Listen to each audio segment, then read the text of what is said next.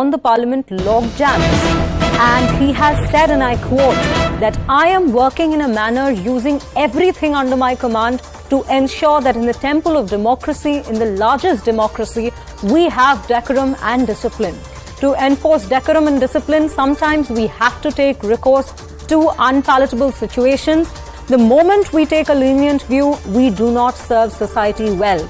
I appeal to you to have zero tolerance for the lack of decorum and discipline. So this is the particular reaction we are getting. Let's look at what the Vice President has had to say.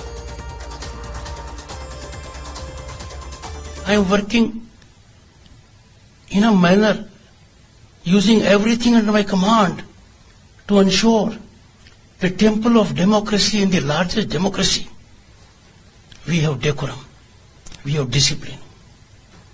To enforce decorum and discipline, sometimes we have to take recourse to unpalatable situations.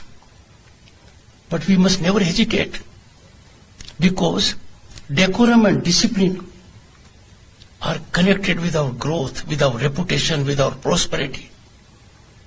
The moment we take a lenient view, we do not serve well the society.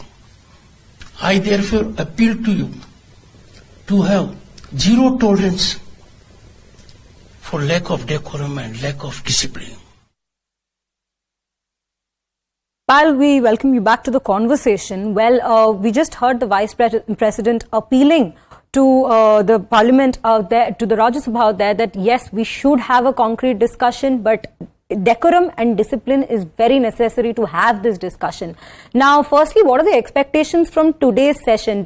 Are we headed towards another deadlock that we've been seeing for these many days, or can we finally expect a concrete discussion to begin within the Parliament regarding Manipur? I'll tell you the position of the chairman is essentially coming in from the position. Many people had questioned why he suspended from this thing, but he says that he has done that keeping the rules in mind, he's done that keeping the decorum and the order of the House in mind. That's his prerogative, absolutely. It is also his prerogative whether he wants to admit some notice or reject some notice, and that's something which he has exercised. So he's asking all these opposition parties to essentially get their act together and come back and work in a disciplinary manner.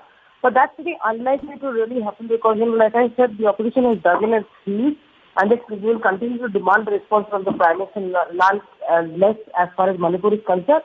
But on that front, the government will continue to maintain its stand. So it will be important to see what the course of action happens today, and whether or not there is another communication that is established between the plenary benches and the opposition. Yesterday, Rajnath Singh, the deputy leader of the Lok Sabha, had a conversation with senior leaders in the opposition, including Mallikarjun Kharge, Sudip Bandyopadhyay, and he tried to explain to them what the position really was, and he asked them to sort of agree for a discussion as well. But that's not seen any headway.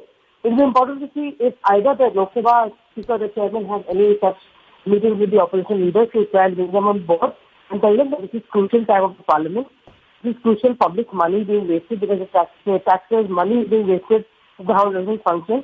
So that remains to be seen what the situation will be found out. But it is pretty much expected to be on a similar line.